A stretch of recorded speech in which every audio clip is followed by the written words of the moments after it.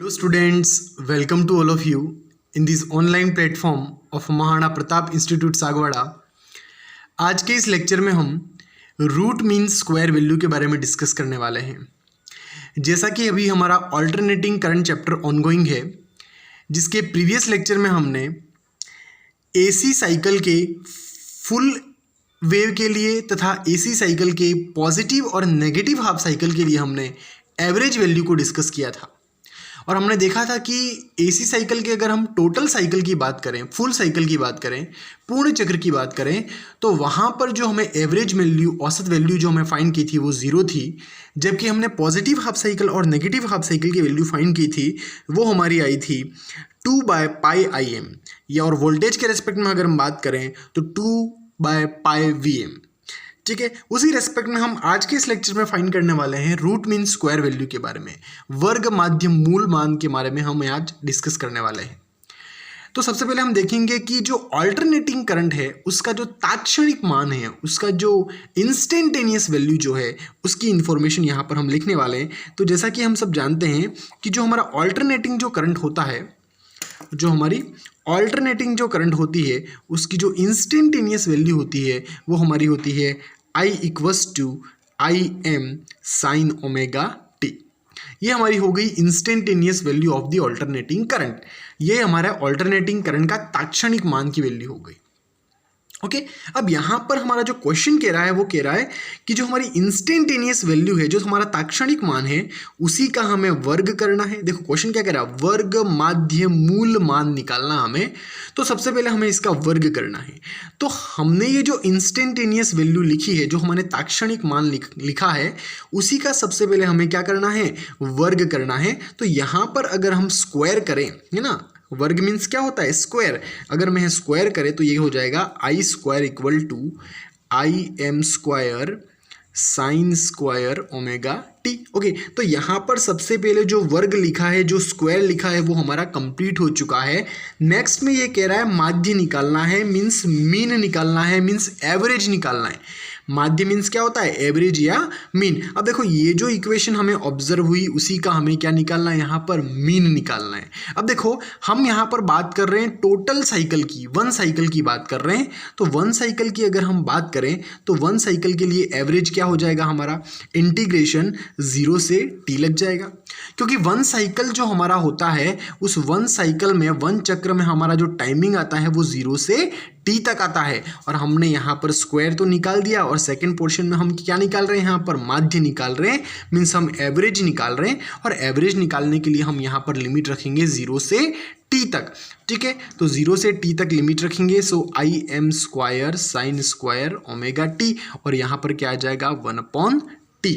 Okay, अब देखो यहाँ पर 1/t क्यों आया, उसका रीज़न ये है, या फिर अगर आप यहाँ पर 1/t नहीं लिखो तो आप t का यहाँ पर डिवाइड भी कर सकते हो, है ना। क्योंकि हम यहाँ पर करंट का क्या निकाल रहे हैं, एवरेज निकाल रहे हैं। और कितने टाइम तक निकाल रहे हैं, 0 से t तक निकाल रहे हैं। और 0 से t तक निकाल रहे हैं तो टाइम क्या आएगा, डिवाइड में आएगा, total current divided by time, है ना। यही हमारा क्या हुआ, इसका एवरेज हुआ। क्योंकि हम कितने टाइम तक एवरेज निकाल रहे हैं, t टाइम तक निकाल रहे हैं, 0 से t टाइम तक, टोटल साइकिल के निकाल रहे हैं, इसलिए टाइम हमारा आ जाएगा डिवाइड में। तो देखो हमने देखा फर्स्ट कंडीशन में क्या किया, वर्ग किया, मीन्स हमने स्क्वायर किया। जैसा क्वेश्चन कह रहा है वैसा ही सबसे पहले हमने इंस्टेंटेनियस वैल्यू कंसिडर की, देन हमने इसका स्क्वायर कर दिया। देन कह रहा है माध्य, मीन्स हमने क्या कर दिया, इसका मीन निकाल दिया। मीन निकालने के लिए हमने क्या किया, total current divided by total time. और हमने जो इंटीग्रेशन किया वो कहाँ से कहाँ तक किया है, 0 से t तक। तो हमने 0 से t तक यहाँ पर इंटीग्रेशन कर दिया। क्यों किया, क्योंकि हमें 0 से t तक ही क्या करना है, एवरेज वैल्यू निकालनी है, मीन वैल्यू निकालनी है, या माध्य निकालना है। ठीक है, यस। अब नेक्स्ट में यहाँ पर देखो हमने यहाँ पर स्क्वायर भी कर दिया है, मीन भी कर दिया है, लेकिन यहाँ पर अब रूट करना बाकी है, मीन्स माध्य मूल निकालना बाकी है, स्क्वायर रूट करना बाकी है। और यहाँ पर I² जो दे रखा है, अगर यहाँ पर मैं I राइट डाउन करूँ तो ये जो स्क्वायर हटकर यहाँ पर क्या लग जाएगा, अंडर रूट लग जाएगा। लेकिन यहाँ से मैं I² को अभी एज इट इज़ रहने दे रहा हूँ। मैं I² से अंडर रूट लगाऊंगा लास्ट में, इस इक्वेशन के लास्ट में, ताकि हमें प्रॉपर यहाँ पे कैलकुलेशन में कोई मिस्टेक्स ना हो और प्रॉपर कैलकुलेशन हो पाए, है ना, ज़्यादा कॉम्प्लिकेटेड टास्क यहाँ पे ना हो पाए। तो अभी हम इसको I² ही रहने दे रहे हैं। ठीक है, आप चाहो तो यहाँ पर I से इसको स्क्वायर रूट भी यहाँ लगा सकते हो। ठीक है, तो हमारी जो इक्वेशन हमें जो ऑब्जर्व हुई वो हुई I square equal to integration 0 to T I M square sine square omega T divided by T. अब यहाँ पर हम क्या करेंगे, इसका इंटीग्रेशन करेंगे। So I square equal to यहाँ पे ये आई एम स्क्वायर कॉमन आ जाएगा, टी भी हमारा कॉमन आ जाएगा, इंटीग्रेशन 0 से टी ये हो जाएगा हमारा साइन स्क्वायर ओमेगा टी, यहाँ पे आ जाएगा डी टी, है ना, sign square omega T D T. ठीक है, अब देखो यहाँ पर हमें साइन स्क्वायर ओमेगा टी का डिफरेंशिएशन इंटीग्रेशन करना है। और हम जानते हैं कि जो साइन स्क्वायर ओमेगा टी है, साइन स्क्वायर ओमेगा टी है, उसका जो फॉर्मूला होता है वो होता है हमारा cos 1 minus cos 2 omega T, 1 minus cos 2 omega T upon 2 होता है। ये साइन स्क्वायर ओमेगा टी का फॉर्मूला होता है, या साइन स्क्वायर एक्स का फॉर्मूला होता है। अगर मैं यहाँ पे एक्स लिख दूँ सो 1 माइनस कॉस 2x अपॉन 2 हो जाएगा। अब ये फॉर्मूला क्लास 12th में मैथमेटिक्स में आप इसको पढ़ने भी वाले हो। ठीक है, आप साइन स्क्वायर ओमेगा टी का फॉर्मूला अगर आप नहीं जानते हो तो इस फॉर्मूले को आप मेमोराइज कर लें। साइन स्क्वायर ओमेगा टी हमारा हो जाएगा 1 minus cos 2 omega T upon 2, ये इसका फॉर्मूला होता है। तो देखो यहाँ पर हम पुट करेंगे I square equals to I M square divided by T integration 0 to T. अब देखो यहाँ पर साइन स्क्वायर ओमेगा टी की जगह हम ये फॉर्मूला पुट करेंगे तो ये हो जाएगा 1 minus cos 2 omega T divided by 2 D T. Okay, अब हम क्या करेंगे नेक्स्ट में हम यहाँ पर ये जो डेनोमिनेटर में जो 2 आया है, हर में जो 2 आया है, इसको भी हम बाहर ले लेंगे क्योंकि ये भी एक कांस्टेंट है। तो ये हो जाएगा हमारा I M square upon 2t integration 0 to T then 1 minus cos 2 omega T D T.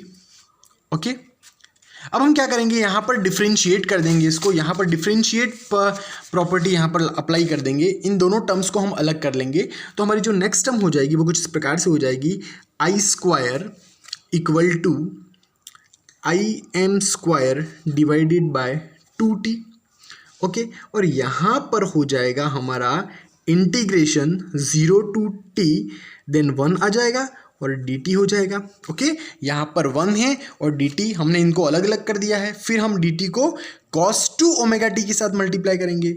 So minus next हमारी टर्म हो गई 0 to T cos 2 omega T dt। ठीक है, तो इस प्रकार से हमने क्या कर दिया, dt को 1 से मल्टीप्लाई कर दिया और dt को cos 2 ओमेगा टी से मल्टीप्लाई कर दिया। ठीक है, तो हमने दोनों टर्म्स को यहाँ पर अलग कर दिया है। अब हम नेक्स्ट क्या करेंगे, I square equal to I M square divided by 2t। अब देखो 1 का हमें इंटीग्रेशन करना है, 1 का इंटीग्रेशन करना, तो 1 तो कांस्टेंट है तो dt का इंटीग्रेशन होगा और dt का हमारा जो समाकलन होता है, देखो इंटीग्रेशन मीन्स समाकलन होता है, ये हम क्लास 11th में भी पढ़ चुके हैं। dt का अगर हम इंटीग्रेशन करते हैं तो ये आ जाता है t हमारा, है ना, इंटीग्रेशन क्या आ जाता है, सॉरी यहाँ पर ही हम लिखेंगे स्मॉल t, तो dt का हमारा इंटीग्रेशन हो जाएगा स्मॉल t और लिमिट कितनी है 0 से कैपिटल T। ओके, 0 से कैपिटल T। नेक्स्ट अगर हम देखें माइनस यहाँ पर cos 2 ओमेगा टी का हमारे इंटीग्रेशन करना है, ये बड़ा ब्रैकेट नहीं आएगा। देखो यहाँ पर हमें cos 2 ओमेगा टी का इंटीग्रेशन मीन्स cos 2x अपन इसको कंसिडर कर सकते हैं। तो cos का जो इंटीग्रेशन होता है वो होता है sin 2 omega T divided bye 2 omega, क्योंकि देखो t के साथ कांस्टेंट क्या है 2 ओमेगा, तो t के साथ जो कांस्टेंट है उसका फिर से इंटीग्रेशन होगा। सो cos 2 ओमेगा टी का इंटीग्रेशन हो गया प्लस में sin 2 omega T divided bye constant का फिर से होगा और कांस्टेंट हमारा कितना है 2 ओमेगा। सो 2 ओमेगा हमारा डिवाइड में आ जाता है। देखो इंटीग्रेशन में जो कांस्टेंट होता है वो डिवाइड में आता है और डिफरेंशिएशन में कांस्टेंट मल्टीप्लाई में जाता है। और यहाँ पर हम फिर से क्या रखने वाले हैं, लिमिट्स रखने वाले हैं 0 से t। ओके, नाउ अब हम नेक्स्ट टर्म में क्या करेंगे, लिमिट्स को पुट करेंगे, ये हो जाएगा आई एम स्क्वायर अपॉन 2t। तो यहाँ पर अगर हमने अपर लिमिट रखी t की जगह तो अपर लिमिट हमारा कैपिटल T हो जाएगा और लोअर लिमिट में 0 है तो हम 0 को यहाँ पर राइट डाउन नहीं कर रहे हैं। नेक्स्ट में हमारा माइनस साइन आ गया। ओके, अब यहाँ पर t की जगह हम यहाँ पर स्मॉल t की जगह हम ये कैपिटल T यहाँ पर लिमिट रखने वाले हैं, तो ये हो जाएगा 1/2 ओमेगा साइन 2 ओमेगा, t की जगह क्या आ जाएगा कैपिटल T। ओके, यहाँ पर हमने लिमिट रखी तो स्मॉल टी की जगह हमारा आ गया कैपिटल टी आ गया। ओके, अब लोअर लिमिट अगर हम यहाँ पे रखेंगे तो लोअर लिमिट में टी की जगह जीरो रखेंगे तो ये टोटली जीरो हो जाएगा, और साइन जीरो की वैल्यू क्या होती है, जीरो, तो इसको हम राइट डाउन नहीं कर रहे हैं। ठीक है, नेक्स्ट हमारी टर्म हो जाएगी I square equal to I M square divided by 2t। यहाँ पर हमारा कैपिटल टी आ गया माइनस 1/2 ओमेगा, ये हो जाएगा साइन 2। अब देखो ओमेगा इक्वल्स टू होता है हमारा 2π/t, ये हमने प्रीवियस लेक्चर में भी पढ़ लिया है। ओमेगा इक्वल्स टू 2π/t होता है, और नेक्स्ट हमारा t का t हो गया, यहाँ पे t से t कैंसिल हो गया। नेक्स्ट टर्म हमारी बच जाएगी I square equals to I M square upon 2t, यहाँ से बन जाएगा ये t माइनस 1/2 ओमेगा, ये हो जाएगा हमारा साइन 4π, है ना, 2 × 2 साइन 4π हो जाएगा। ओके, अब देखो हमने ये पढ़ लिया है कि साइन पाई, 2π, 3π, 4π, साइन की वैल्यू n पाई तक हमारी साइन की वैल्यू क्या होती है, जीरो, है ना, sine n pi equal to zero होता है। मीन्स n की जगह 1, 2, 3 कुछ भी वैल्यू पुट कर दो, साइन पाई, 2π, 3π, 4π, सब की वैल्यू हमारी क्या होती है, जीरो होती है। तो नेक्स्ट हमारी टर्म हो जाएगी I square equal to I M square upon 2t। Next बच जाएगा t माइनस, यहाँ पे ये जीरो हो जाएगा, तो ये टोटली ये पूरी टर्म जीरो हो जाएगी, तो ये हो गया हमारा जीरो। नेक्स्ट हम देखें तो यहाँ t से t कैंसिल हो जाएगा, तो ये हमारा हो गया I square equal to I M square upon 2। और अगर मैं यहाँ पर अगर स्क्वायर रूट लूँ, अब हम यहाँ पे स्क्वायर रूट लेंगे, तो अगर मैं i की वैल्यू फाइंड करूँ तो यहाँ स्क्वायर हटेगा, तो यहाँ पे लग जाएगा अंडर रूट, सो ये हो जाएगा आई एम स्क्वायर अपॉन 2।